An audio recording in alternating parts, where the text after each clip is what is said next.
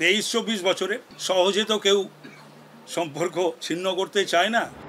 দলীয় পদে ইস্তফার পর সোমবার বিধানসভায় এসে বিধায়ক পদেও ইস্তফা দিলেন তাপস রায়। দলে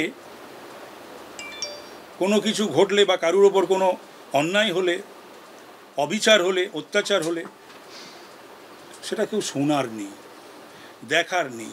আমার পরিবার তো এক্সপেক্ট করেছিল যে মাননীয় মুখ্যমন্ত্রী একটা ফোন করবেন। আমাদের ফ্যামিলি যেটার মধ্যে দিয়ে গেছে, দলের তরফ থেকে অন্তত পাশে দাঁড়ানো বা অন্তত একটা কোথাও প্রেস কনফারেন্স করা বা বাবাকে অন্তত একটা ফোন করা, এইটুকু বাবা বোধহয় এক্সপেক্ট করেছিল। তাপস রায়ের মান ভাঙাতে সোমবার তাঁর বউবাজারের বাড়িতে আসেন ব্রাত্য বসু ও কুণাল ঘোষ। প্রায় 2 ঘন্টা ধরে চলে বৈঠক।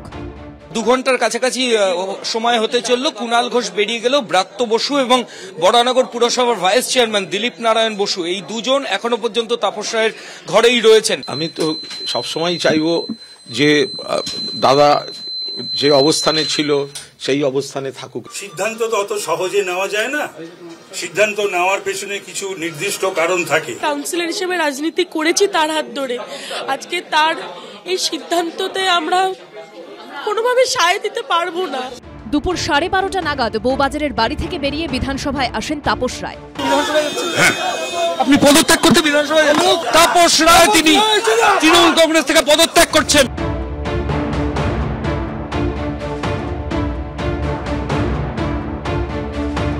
আমি কিছুক্ষণ আগে অনারেবল স্পিকারের সামনে সই করে ওয়েস্ট বেঙ্গল লেজিসলেটিভ অ্যাসেম্বলির যে মেম্বার তার থেকে আমি ইস্তফা দিলাম এবং এর পূর্বেই 1 তারিখে আমি যে বিভিন্ন পদে ছিলাম সরকারি এবং দলীয়, সেখান থেকেও আমি ইস্তফা দিয়েছি।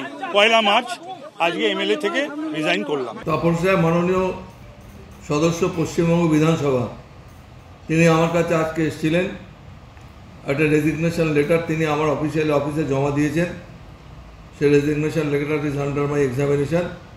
আমি কালকে এটাতে অর্ডার পাস করব।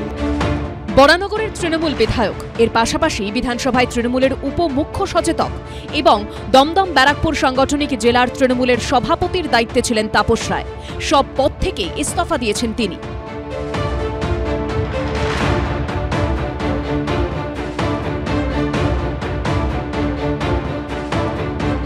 ইডি রেডটা যেটা হয়েছে তো বিজেপি করেনি, ইডি রেডটা তো সুদীপ বন্দ্যোপাধ্যায় ব্যানার্জি করিয়েছে। তাকে আমি কালিমালিপ্ত বলেছিলাম, জেলখাটা আসামি বলেছিলাম। সেই জন্য তার এই ব্যক্তিগত সম্পর্ক কাজে লাগিয়ে সে আমার বাড়িতে ইডি পাঠিয়ে दी। अरे हमको हिंसा करते हैं। प्रेसिडेंट था ना, दीदीमणि को बोल के 7 महीने में हमको वो ले लिया। उसके बाद मेरा नाम, my name was coming up as candidate, उसमें जलन था। তাপস রায় রিজাইন, তাপস দা দল ছাড়লেন এবং যে ভাষা নিয়ে দল ছাড়ছেন আপনার বিরুদ্ধে বারবার সরাসরি অভিযোগ করছেন, আপনার নাম করে অভিযোগ করছেন, কি বলবেন? আমি এসব নিয়ে গত 4 দিনই কোনো কমেন্টস করিনি, আজকে একই জবাব, নো কমেন্টস। নয়নাদি, তাপস রায় আজকে পদত্যাগ করেছেন, কিছু বলবেন? No comments. উনি তো অনেক পুরনো কর্মী, তাও কেন পদত্যাগ করলেন, কিছু আপনাদের কোনো জানা? কিচ্ছু জানি না।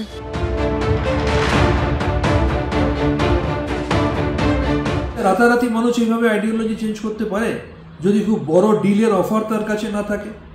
এটা তো বড় প্রশ্ন। ইডি তার ফোন সিজ করেছিল, 2 দিন তার ফোন ছিল না। তারপর তার ফোন যখন রিঅ্যাক্টিভেটেড হয় তখন আমাদের দলের নেতৃত্ব তার সাথে বারবার কথা বলেছে এবং আমাদের দলের নেতৃত্ব কথা বলে তখনই বুঝে গেছে যে হয় ভয় পেয়ে বা অন্য কোনো বেটার ডিলে তিনি দল ছাড়ার মতো মানসিকতা নিয়ে ফেলেছেন। মতবিরোধের জায়গা তৈরি হয়ে থাকে, সেটা তো দলের সর্বোচ্চ নেতৃত্ব এটাকে বসে মিটিয়ে দিতে পারত। এটা তো এই জায়গায় পৌঁছতো না। তো স্বভাবতই এখন এই জায়গায় এমন পৌঁছে গেল যে তারপর দল ছাড়তে বাধ্য হলেন। চেষ্টা করলে তো আটকানো যেত। তাপস রায়ের ইস্তফা, কুণাল ঘোষকে তৃণমূলে শোকজ করা, সব মিলিয়ে লোকসভা ভোটের আগে তৃণমূলে কার্যত তোলপাড় চলছে। ময়ূর ঠাকুর চক্রবর্তী, অরিত্রিক ভট্টাচার্য ও অর্ণব মুখোপাধ্যায়ের রিপোর্ট, এবিপি আনন্দ।